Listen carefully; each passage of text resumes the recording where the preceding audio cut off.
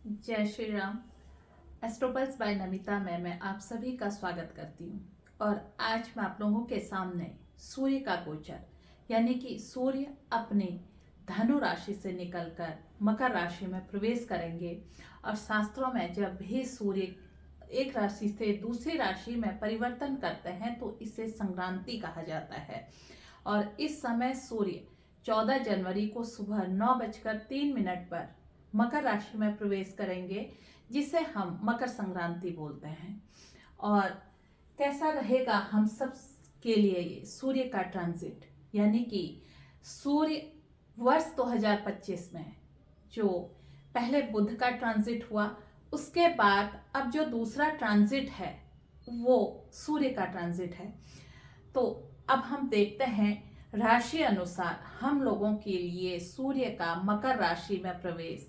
सूर्य मकर राशि किसकी राशि है? मकर राशि कर्म की राशि है, जिसे शनिदेव रूल करते हैं। और शनिदेव कर्मों के राजा, न्यायाधीश कहते हैं। साथ में ये सूर्य पुत्र भी हैं। अब सूर्य जब इनकी राशि में जाएंगे तो ये कैसा हमें प्रभाव देंगे? और सूर्य देखा जाए ये दृष्ट किससे रहेंगे? सूर्य जब मकर राशि में जाएंगे तो गुरु रहेंगे हमारे सेकंड हाउस में। इस घर में गुरु रहेंगे और गुरु यहाँ से अपनी नवी दृष्टि से सूर्य को देख रहे होंगे, क्योंकि 7, 8 और 9 तो गुरु पर सूर्य की नवी दृष्टि अमृत बरसाने का काम करेगी। और इस तरह से ये हमारे लिए किस तरह का काम करेंगे हमारे जीवन में, क्योंकि राजा है सूर्य। राजा को जब ज्ञान की प्राप्ति, ज्ञान के अमृत बूंदें राजा के ऊपर पड़ती हैं तो वो उससे और भव्य हमारे जीवन को बना देते हैं। तो देखते हैं राशि अनुसार कैसा रहेगा इनका हमारे जीवन में। अगर आप मेष राशि या मेष लग्न के हैं, मैं लग्न और राशि दोनों से कहती हूँ। चंद्रमा अगर आपके कहीं पर भी 1 नंबर में है तो आप मेष राशि के हैं, और यहाँ पर 1 नंबर लिखा है तो आप मेष लग्न के हैं। ये सूर्य जो है वो आपके है ना 5वें भाव के स्वामी होते हैं। इस हाउस के स्वामी सूर्य होते हैं। और अभी ये यहाँ आपके गोचर कर रहे हैं, यानी कि 10वें नंबर शनि की राशि में गोचर कर रहे हैं। ऐसे में मेष राशि वालों के लिए ये बड़ा उत्तम समय है, क्योंकि धन भाव में आपके गुरु गोचर कर रहे हैं, जो सूर्य को नवी दृष्टि से देख रहे हैं। तो धन आगमन के आपके रास्ते खुलेंगे। अगर आप व्यापार कर रहे हैं तो व्यापार में आपको उन्नति मिलेगी। और अगर आप नौकरी की तैयारी कर रहे हैं, सरकारी स्तर पर कोई आप नौकरी या इंटरव्यू आपके हैं, इस समय आपके वो इंटरव्यू आत्मविश्वास से भरे हुए होंगे। कहीं प्राइवेट में आप हैं और प्राइवेट में आप कहीं जॉब या इंटरव्यू के लिए अप्लाई कर रहे हैं, तो यहाँ पर भी आपके इस समय चयन होने के आसार बहुत ज्यादा हैं। कुल मिलाकर देखा जाए तो मेष राशि मेष लग्न वालों के लिए सूर्य का ये ट्रांजिट बहुत अच्छा है। अब आपके उसमें जो शनि है ना, शनि और शुक्र लाभ भाव में गोचर कर रहे हैं। शनि शुक्र का लाभ में जाना, तो शनि अपनी मूल त्रिकोण राशि में है, यहाँ से ये सूर्य के घर को देख रहे हैं। तो अब जब शनि सूर्य के घर को देख रहे हैं तो ये सूर्य को भी अच्छा रिजल्ट देंगे, और सूर्य स्वयं जाके शनि के घर में बैठ गए हैं, तो दोनों एक दूसरे की घर की रक्षा कर रहे हैं। तो इसलिए कहीं से भी ये नहीं होगा कि आपके साथ कुछ ऐसी चीजें होंगी जो नहीं होनी चाहिए थी, वो सब संभव नहीं है, क्योंकि दोनों आपस में शत्रुता जरूर रखते हैं, लेकिन दोनों एक दूसरे का घर का ख्याल भी रख रहे हैं। वो पिता पुत्र हैं। अब आगे अगर हम वृषभ की बात करें तो वृषभ में ये जो गोचर होने जा रहा है, ये गोचर आपके 9th हाउस में होने जा रहा है। सूर्य यहाँ पर को आपके आ जाएंगे। वृषभ राशि वालों के लिए सूर्य यहाँ पर आएंगे, और ये स्वामी कहाँ के होते हैं? आपके 4थे नंबर के स्वामी होते हैं। चौथे का स्वामी आपके 9वें में गोचर कर रहा है। और ये जैसे मैंने पहले भी बता दिया कि गुरु आपके लग्न पर ही बैठे हुए हैं, और यहाँ से ये आपके भाग्य पे जो सूर्य का गोचर है ये बहुत अच्छा माना जाता है। आपको इस समय अगर कहीं से कोई कामों में रुकावट आ रही थी, कहीं कोई काम नहीं बन पा रहे थे, तो पितरों के कृपा से आपके परिवार में जो भी आपके इष्ट हैं और आपके पित्र हैं, उनकी कृपा से इस समय आपके सारे काम बन जाएंगे। संघर्ष जरूर है, आपके जीवन का संघर्ष जरूर है, लेकिन ये संघर्ष आपको लाभ देकर जाएगा। अब गुरु की अगर 5वीं दृष्टि आपके पूर्व पुण्य कर्मों पर है, तो नवी दृष्टि आपके भाग्य पर भी जा रही है जो सूर्य पर पड़ रही है। तो इसकी वजह से सूर्य समाज में आपको इस समय मान सम्मान देंगे और धन की कमी आपको नहीं होने देंगे। तो कुल मिलाकर देखा जाए सूर्य का गोचर वृषभ राशि वृषभ लग्न वालों के लिए बहुत अच्छा गोचर होने जा रहा है। बात करें अगर हम मिथुन राशि के लिए या मिथुन लग्न के लिए, तो इनका गोचर होने कहां पर जा रहा है, मिथुन राशि का। मिथुन राशि में ये यहाँ पर अगर लग्न में 3 नंबर है और यहाँ पर चंद्रमा लिखा है तो आप मिथुन राशि के हैं। तो आपका गोचर सूर्य का यहाँ 8वें भाव पर होने जा रहा है। 8वें में सूर्य का गोचर सरकारी नौकरी के हिसाब से बहुत अच्छा माना जाता है। आप कहीं रिसर्च इत्यादि में लगे हुए हैं तो सूर्य क्या है, रोशनी है, तो वहां भी आपको ये रास्ता देगा, उजाला देगा।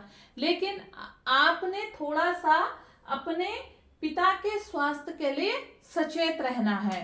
अब है क्या कि ये स्वामी आपके कहाँ के होते हैं, सूर्य आपकी राशि में स्वामी भी इस भाव के होते हैं, तीसरे भाव के, पराक्रम के भाव के स्वामी होते हैं। अब जब ये 8वें में गोचर करते हैं तो आप अगर कहीं भी सरकारी नौकरी में हैं, उच्च पदस्थ हैं, तो थोड़ा सा आपको जो टेबल के नीचे पैसा या भ्रष्टाचार का कोई ऐसा पैसा लेने से इस समय बहुत सावधानी बरतनी चाहिए। अगर इस समय आपने थोड़ा सा भी ऊंच नीच किया तो हो सकता है ये सिस्टम आपको फंसा सकता है। एक होता है कि सामान्य तौर पर नियम पूर्वक चीजों को करना, एक होता है नियम से बाहर किसी की नहीं सुनना, ऐसा आपने इस समय नहीं करना है।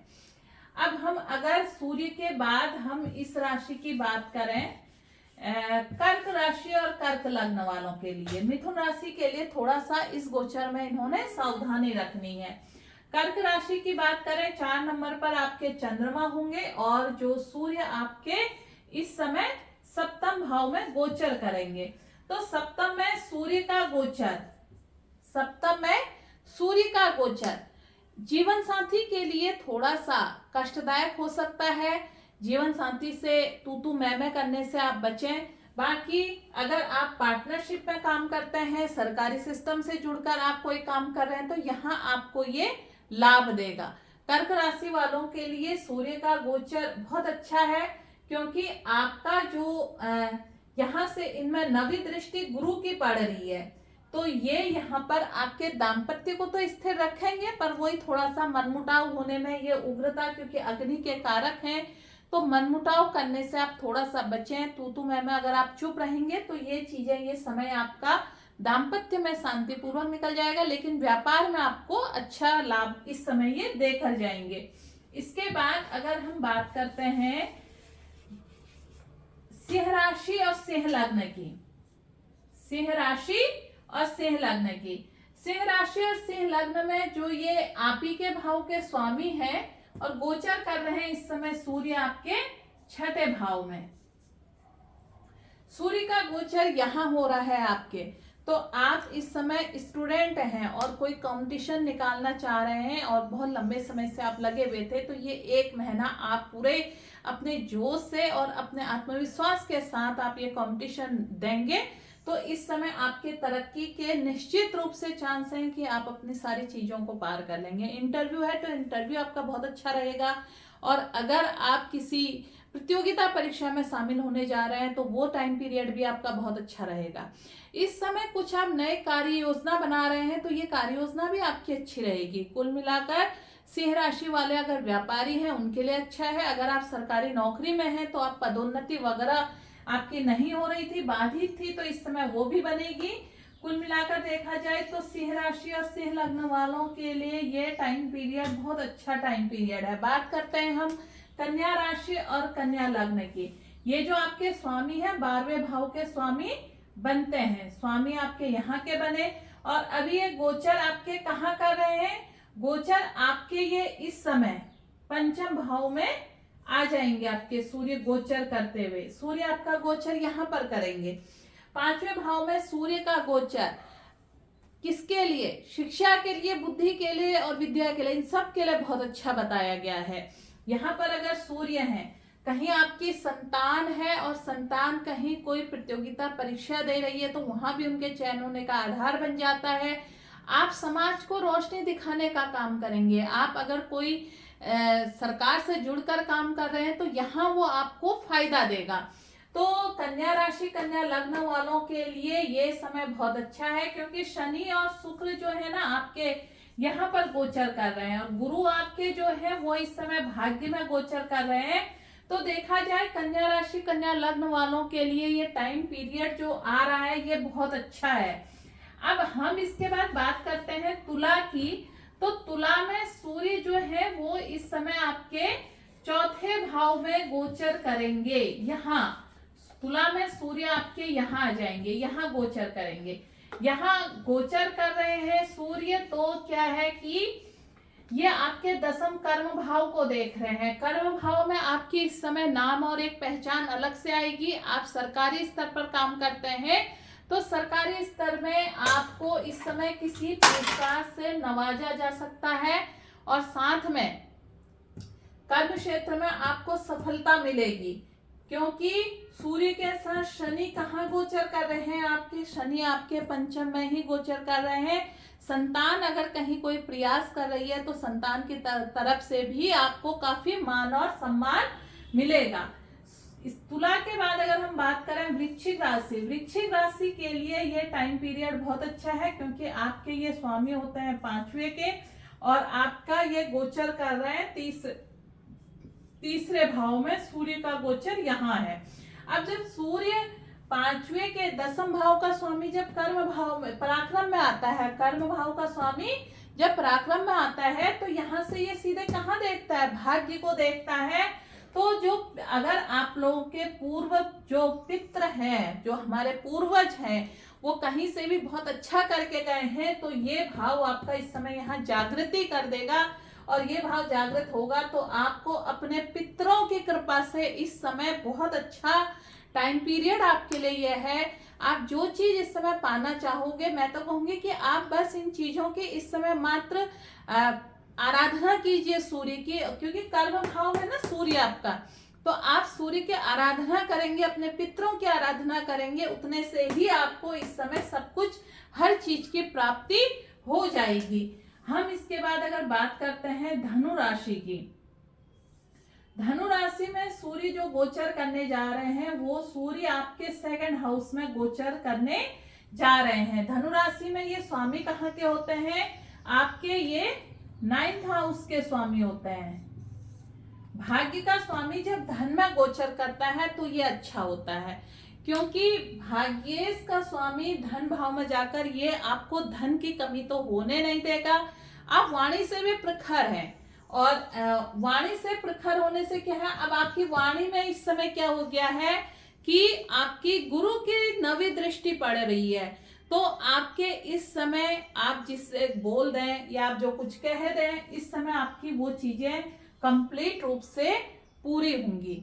अब अगर मैं कहूं कि धन में आप संचित धन इस समय कहीं इन्वेस्ट करने के लिए सोच रहे हैं, तो ये समय पीरियड आपके लिए बहुत अच्छा है। हम इसके बात करें, अगर मकर राशि की बात करें, अगर आप मकर राशि या मकर लग्न के हैं तो सूर्य जो है वो आपकी ही राशि में आने वाले हैं।